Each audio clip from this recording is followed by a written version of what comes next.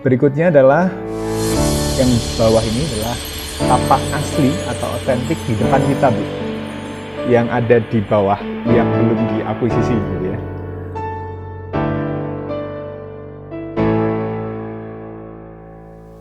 Bismillahirrahmanirrahim. Mulai presentasi berbagi program perancangan dari Laras Record ini. Saya mengulang bentar untuk mengingat lagi pertemuan yang sudah bulan lebih ya Pak ya?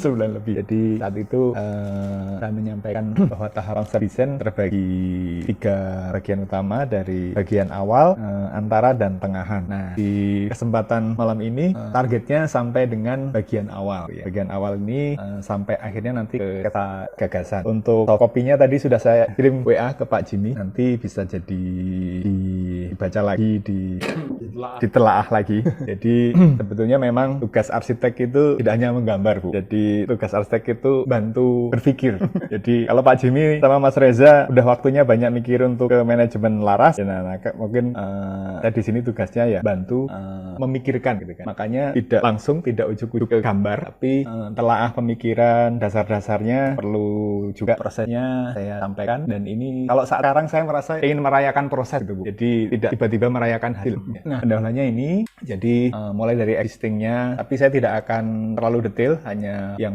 pokok-pokok saja. Dari mulai program rancangan yang di bawah ini, kemudian sedikit konsep, dan nanti akan diakhiri dengan gagasan. Saya mulai dengan tantangan-tantangan dan peluang-peluang yang dihadapi bagi perancangan ini. Mudah-mudahan dengan bisa, memang tidak bisa semua diungkapkan, tapi sedikit atau banyak temuan pemikiran ini mudah-mudahan bisa menjadi umpan balik dan antisipasi kita ke depan gitu. Apa saja itu? Yang pertama adalah tapak atau lokasi kita ini tentu di lahan berkontur, perbukitan landai. Ya, kata landai ini perlu digarisbawahi karena ternyata setelah saya pelajari, mungkin kesannya kalau itu tinggi, tapi ternyata itu landai. Hasil pengukuran itu landai. Dia bukan yang tertinggi, tapi juga bukan yang terendah lingkungannya. Itu sebagai sebuah tantangan juga.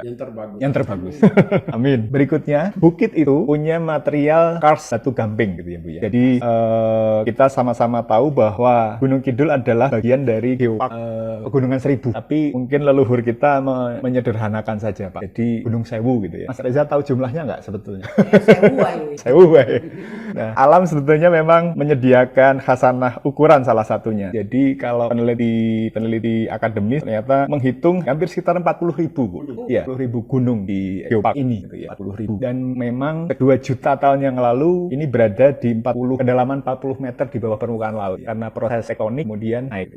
Gunung Merapi Purba. Jadi karst ini salah satunya adalah batu gamping. Tapi karst ini ada yang gamping, ada yang namanya dolomit, dan ada juga yang berupa jirum. Hasilnya tentu material yang kita lihat adalah kombinasi antara warna gelap dan terang yang bentuknya tidak beraturan dan tidak identik. Ini ada proses namanya kartifikasi gitu, Bu. Kartifikasi. Tantangan dan peluang berikutnya adalah lokasi kita tentu sebutlah terpencil gitu ya, Pak. Traffic zone, saya nggak tahu kalau wisatawan mancanegara ya, Pak ya. Tapi wisatawan domestiknya secara empirik ramai saat weekend.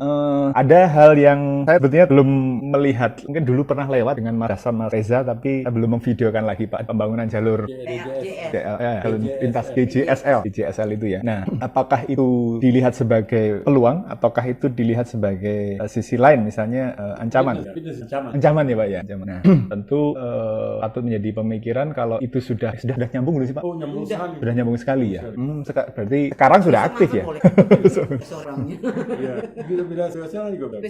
Oh iya. Jadi yang saya khawatirkan kan orang akan lebih lewat sana gitu. Gitu nggak, Pak? Ini kita diskusi boleh ya? Boleh, Pak. Iya. Terima kasih Pak Mas Rio. Ini surprise, sudah ada konsep rencana resort kita yang dari pendalamannya dulu, Kidul dan sebagainya. Sekarang ini bagus banget. Ini pembelajaran juga pengetahuan kita yang menampung kita. Bahwa kita baru tahu juga bahwa kurang lebih 2 juta tahun itu terjadi letupan dan sebagainya. Akhirnya itulah perbukitan ini yang diistilahkan orang-orang tua kita dulu Gunung Sewu. Kalau sebenarnya 400-an. 40.000.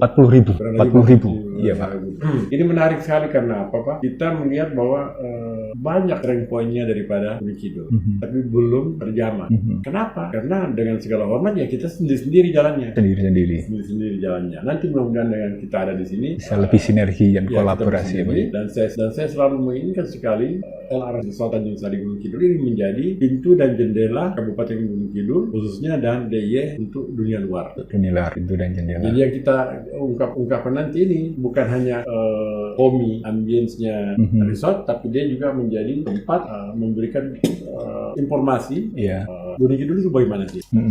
Sampai saking penuhnya perhatian pemerintah, akhirnya dibuatlah itu jalan tembus lingkar selatan itu, jalan lintas selatan, JJSL, buat orang itu witnesses. Ya. Tapi buat kita strength point.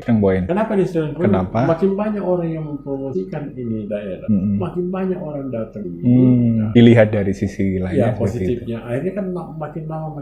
Jadi nanti akan terjadi kompetitor yang baik. Jadi nanti hotel, restoran maupun objek wisata itu diserahkan kepada pendatang atau tamu kita untuk memilih. Nah, disitulah kita bersaing secara positif, meningkatkan produk kita. Jadi kalau saya malah ini gratis. Gratis. Trafficnya meningkat. Ya, meningkat. Otomatis kan nanti orang Cilegon sini. Nah, kalau dia di dekat pintu Barong itu, ya mas itu ke sini nanti udah dekat. Ada kemungkinan mungkin dibesarin jalan. Bisa juga nanti kalau maunya ada tamu yang datang, dia pakai GPS, terus dia lewat JJSL, tapi dia ditunjuk pergi ke sini. Nah, ini kan karena kalau saya lihat lokasi itu makin banyak dibuka orang, makin naik kita punya, naik levelnya kan. Nah, jadi kayak gitu. Jadi kita malah senang sekali melihatnya. Sekarang ini pun juga kita sudah beberapa kali mendapat rezeki yang tak terduga dari orang-orang yang bekerja di proyek itu. Ada yang nginap 2 hari, 15 hari, ada seminggu. Itu selalu kita dapat. Makasih Pak. Jadi saya dapat view yang lain dari data ini. Lanjut dengan tantangan peluang lainnya. Kalau berkaitan dengan konteks alam dan budaya, karena kita dekat kali dengan alam dan budaya Gunung Kidul khususnya. Tantangannya adalah memilih di antara 2 posisi, yaitu posisi kontras ataukah posisi selaras. Kalau terlalu kontras, ada kekhawatiran merusak harmoni yang telah ada. Gitu ya. Tapi pun sebaliknya, kalau memilih selaras, tidak menegakkan sebuah identitas baru yang akhirnya nggak kelihatan gitu ya. Nah, jadi jalan tengah yang coba saya ingin raih adalah mencoba membangun identitas baru nantinya laras itu, tapi berdasarkan dari potensi bukit ini gitu ya. Dan kalaupun kontras pun mengarah-ngarah kontras juga yang istilahnya ini Pak, tetap buildable gitu. Karena kita punya keterbatasan teknologi gitu ya. Ini poin yang tantangan terkait dengan konteks alam dan budaya. Berikutnya adalah yang bawah ini adalah tapak asli atau otentik di depan kita, Bu, yang ada di bawah yang belum diakuisisi gitu